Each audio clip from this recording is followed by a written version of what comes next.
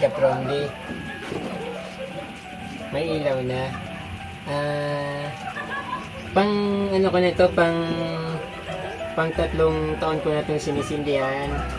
Kaya lang medyo na-late ngayon kasi palagi maulan. Tapos syempre para wala na sana akong balak kaya sindihan ito. Kaya lang para may pailaw naman ako dito kasi yung nahiya naman ako sa mga kapitbahay ko ng mga high-tech yung ilaw. Ay ito na parang gusto ko simpleng-simple lang. Tama na to sa akin. Yung star na to ginawa pa to ng friend ko na taga Manila. Nag-visit sa akin dito last year. 2 years ago. 3 years ago na pala kasi pang 3 ko na to. Pang 3 ilaw ko na to. Ginawa niya sa akin kasi wala man lang akong decor dito sa kubo ko. Tapos sabi niya maganda yung dito gawing Christmas light yung native kasi yung kubo ko nga kubo kaya pang native talaga kaya yung ginawa niya pang native na star instead na bumili ako ng Christmas light na high-tech kaya ito yung ginawa ko. So dati ka-promly yung nito yung ilaw ay yung nilalagay ko na cover yung kulay dilaw na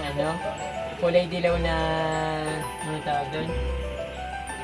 Parang papel di hapon na kulay dilaw. Kaso lang sobrang ulan ngayon, parang pakiramdam ko mababasa kaya ginawa ko na lang na transparent, yung parang plastic na madilaw-dilaw. So actually yung gusto ko sana yung dilaw talaga. Kaso lang wala akong nakuha kaya ito parang medyo yellow-orange yung kulay niya. Pero pwede na, at least meron akong star. So mamayang gabi papailawin ko na to. Kaya ka-promly, Merry Christmas. Ito lang nakaya ko dito sa kubo ko. Kaya nga, yun, pang kubo talaga siya. Kaya bagay na bagay dito. Maganda ka-promly, diba? Simple lang. Tapos, ayun, parang yung natin dati na parang traditional na Christmas tree. Kasi masyado nang ginagawa natin na high-tech yung pailaw. Kaya parang hindi na nakaka-enjoy kasi parang hindi na nakaka-excite yung Christmas. Kasi yung mga Christmas light kahit saan makikita mo na kahit hindi Christmas season. Minsan nakikita mo sa mga kalsada, sa mga stores, sa mga bars. So yung Christmas light na dinidesign natin pag Christmas, hindi na magandang tingnan. Parang hindi mo na nafe-feel yung Christmas. Kaya yung maganda yung ganito, yung traditional natin na Christmas tree.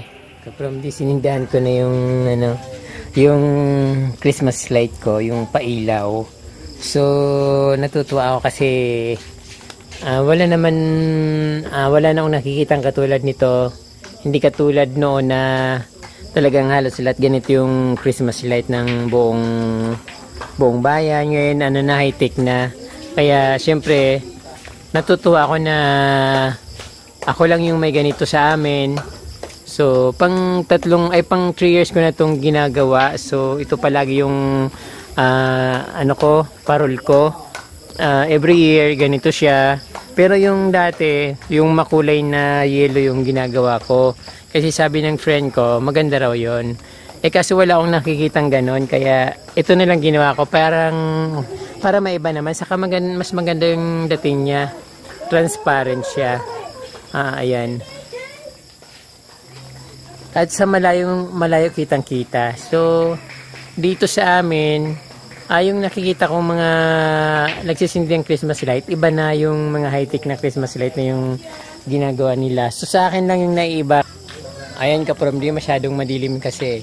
Pero sa totoo lang ka-promly, mas nafe-feel ko yung Christmas kapag ganitong ginagamit natin na, or yung basta nakikita ko na yung gumagamit ng traditional Christmas light. Mas nafe-feel ko yung Christmas kapag ganito. So kasi yung karamihan kasi, yung ginagamit ngayon, yung mga high-tech na. So, kahit saan makikita mo na siya. Sa bar, sa gilid ng kalsada, even na hindi Christmas, andyan na siya. So, parang hindi ko na napifeel na Christmas siya. minsan nakikita ko sa mga bar na mga pailaw nila. So, yung ginagamit ko sa Pasko, dapat exclusive lang yung para sa Pasko, hindi para sa all seasons. Kaya, mas na-enjoy ko yung ganitong Christmas light at na-feel ko yung Christmas talaga. Lalo pag yung darating na yung simbang gabi, tapos may bibingka, may puto bumbong. So, yun yung na-feel ko sa Christmas light kapag nakakita ko ng ganyan. Tapos sabayan pa ng tugtog na ang Pasko ay sumapit. Ganon. Favorite ko yung tugtog na yun, saka yung Give Love on Christmas Day. Kasi that time yung Give Love on Christmas Day, narinig ko siya, ang late ko pa noon. Tapos nasa bundok kami, naghahanap kami ng ginto sa ilog. Tapos sa isang araw ang timbang niya isang palay, worth 5 pesos isang araw.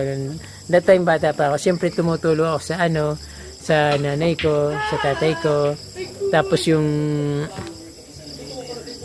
nakakuha namin pangbili ng bigas. So yun na yung minsan nakakadalawang hanggang 3 palay kami. So that time ang kilo ng bigas siguro mga 6.50 or 7 pesos. So natatandaan ko yung batang-bata pa ako noon. So kasama kasi ako palaging nanay ko. So ngayon kaprom yung Christmas na ito ay yung Christmas light. So nafe-feel ko siya.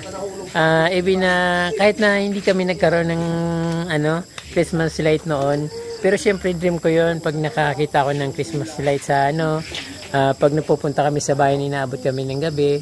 So nakikita ko yun na may nakikita ang Christmas light. Lagi kong iniisip, sabi ko, sana mayroon din kami niyan, kahit lang, kahit isa lang, kahit na kahit walang ilaw, sana mayroon din kaming parol. Ganun palagi yung naisip ko. Tapos ayun, ito nga may parol na ako. Siyempre masaya ako dahil pang-3 taon ko na itong sinisindihan. So maganda naman siya. Saka para sa ngayon kasi unique na siyang tingnan. Hindi na siya parang tawag doon, familiar, parang rare na ang dating niya. Kaya mas maganda yung ganitong Christmas light, yung pailaw natin sa bahay. Kahit kapamilya, sana sa araw na ito magmahalan tayo, magbigayan, at sana mahalin nyo rin ako, at lagi yung panoorin niyo ang mga vlog. Parang tulong niyo na rin sa akin, sa aming pamilya. Kasi alam yung mga kapamilya talagang mahirap kami. Yung dream ko na matulungan sila. Kaya lang, so wala pa naman itutulong. Sana maging successful ako sa aking ginagawa. Hindi ako magsawa sa pagbibilag. Palagi akong makakaisip ng content na creative. Ayun. So ito na lang kasi inaasahan ko na makaangat sa buhay. So ngayon wala pa akong income.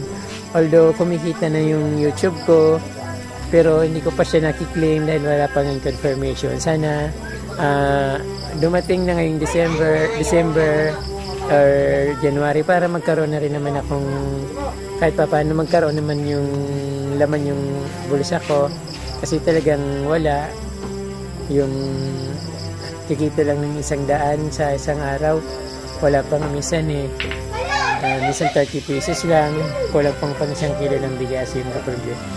So, sa inyo po mga kapamilya,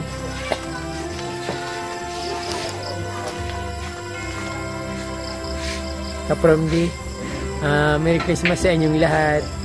At ayun, ang wish ko, huwag kayong magsawa manood ng aking vlog. Saka sana lagi niyong i-share para at least natutulungan ako. So alam niyo kapamilya yung buhay dito, minsan naiyak ko, napifeel ko yung sinasabi ko, kasi totoo yung sinasabi ko. Yung minsan gumigilid yung luha sa mata ko, kasi alam ko kapamilya yung sinasabi ko, yung na-experience ko na yung galing kapamilya. Anyway, kapamilya, Merry Christmas sa inyong lahat. Advance Happy New Year din. Advance Merry Christmas and Happy New Year, kapamilya.